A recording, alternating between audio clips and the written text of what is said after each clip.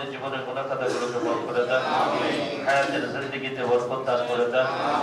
আল্লাহ খাস করে মালিক রব্বুল আলামিন যে উদ্দেশ্য করে মেহমান আসছেন, আল্লাহ ঢাকা ৭ আসনের সম্মানিত বিএনপি প্রার্থী মোহাম্মদ হামিদুর রহমান ভাইকে মাফ করে দেন।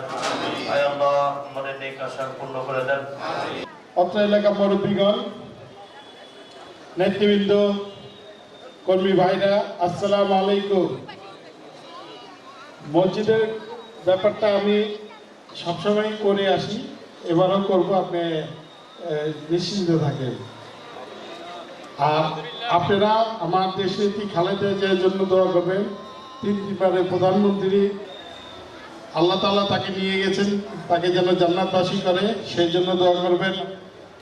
অনেক কষ্ট করে গেছে, বিরোধী দল হিসাবে আমাদেরকে যেভাবে ধরে রেখেছিল, দলের কোনো কর্মী দল ছোট হয়নি, এমনভাবে সে আঁকড়ে রেখেছে এবং নিজেও কষ্ট করে গেছে, দেশ ছেড়ে যাননি। দেশের ভিতরেই তার সব ঠিকানা ছিল এবং সে শেষ বেলাও সেই দেশেই মারা গিয়েছেন। তার জন্য দোয়া করবেন, আল্লাহ তাআলা যেন জান্নাতবাসী করে। পাশাপাশি আমার জন্য দোয়া করবেন। আমি আপনাদের খেদমত করার জন্য বিএনপি থেকে আমাকে মনোনীত করেছে। এখন আপনাদের কাজ হলো আমাকে কিভাবে আপনাদের কাছে রাখবেন সেই চেষ্টা করবেন, সেই দোয়া করবেন। গ্যাসের সমস্যা জাতীয় সমস্যা, তারপরে আমরা একটু আলাপ করেছি শামীম, তারপরে সায়েম, নাইম। এখানে যে গ্যাসের অফিসে একজন বড় ভাই এখানে আমাকে বললো যে অ্যাপ্লিকেশন দিয়েছি না, এখান থেকে না আরেক জায়গা থেকে কিছু সমস্যা সমাধান করা যায়। দেখ, সবাইকে আগে সালাম দিয়ে নিয়ে আসসালামু আলাইকুম। দেখ, নাইমরে তাৎক্ষণিকই বলেছি যে তুমি গ্যাস অফিসে যাও, গিয়ে যদি দেখো কিভাবে সমাধান করা যায়। আর যদি দুইটা উপায় আছে, কোন উপায়তে তারা এই কাজটা করতে চায় তা করো। আর যদি কোথাও কিছু বলা লাগে তাহলে আমি বলবো, অবশ্যই চেষ্টা করবো কোনোভাবে যেন কাপড়তা না হয়। যেভাবেই হোক, সব কথা তো মসজিদে বলা যায় না, যেভাবেই হোক চেষ্টা করবে। আর সুয়ারেজের লাইন, পানির লাইন, ছোট ছোট কাজ, এগুলা এলাকার প্রতিনিধি যারা আছে তাদেরকে বলবেন, যদি না করে আমার কাছে কমপ্লেন দিয়ে রাখবে। আমাদের দেশের যে খালেদা জিয়া মারা গেছে জানেন কিছুদিন আগে, তার জন্য আমরা দোয়া মসজিদে পাঠাচ্ছি, আপনাদের কাছেও আসছি। এলাকা মুরব্বীগণ মন থেকে দোয়া করবেন, আল্লাহ যেন তাকে জান্নাতবাসী করেন। সে অনেক কষ্ট করেছে এই দলের জন্য সর্বস্ব দিয়ে গেছে দুনিয়া। এখন আমাদের পালা, আমরা তার জন্য দোয়া করবো, আল্লাহ যেন তাকে জান্নাতবাসী করেন। এবং তার ছেলে জনাব তারেক রহমান, তার কথাবার্তা আপনারা শুনেছেন, সুন্দর একটা দেশ উপহার দিতে চায়, সেদিকে আপনারা খেয়াল রাখবেন, মনোযোগী হবেন।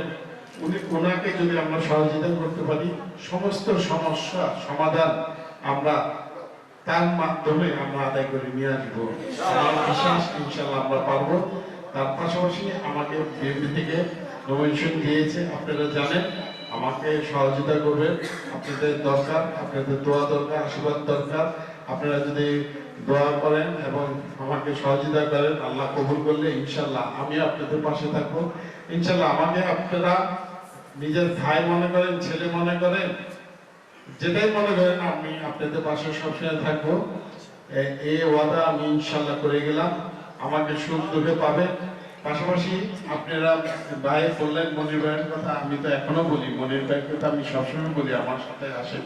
সবাই তো রাজনীতি করতে ইচ্ছুক, দলে তো অনেক, সবাই তো নমিনেশনের জন্য যেতে পারে, কিন্তু দল যাকে বাছাই করে, এটা বাছাই ব্যাপারটা অনেক কঠিন ব্যাপার, এটা আপনারা ভালো করে জানেন। সেই জায়গাটায় হয়তো আমি অগ্রসর হয়েছি, আমি পেয়েছি। এখন আমাদের কাজ হলো জনগণের খেদমত করা, জনগণের পাশে কিভাবে আমরা থাকবো। আগে রাজনীতি সবাই ভুলে যায়, রাজনীতি এখন অনেক কঠিন। আপনার কাছে আমার কাছে ভোট নাই, কিন্তু ভোট হলো জনগণের, বাচ্চাদের কাছে 18 বছর থেকে 35 বছর এবং মুরব্বীদের কাছে। ডিসিশন তারা নিবে, মার্কা দিবেন না, ডিসিশন তারা নিবে। সাবধান, খালি জোরজবস্তি করে ভোট নিবেন, এই দিন ভুলে যান। সবাই ভালো থাকেন, আপনার কর্মকাণ্ডে আপনাকে ভোট দেবে। এটুকু মনে রাখবেন।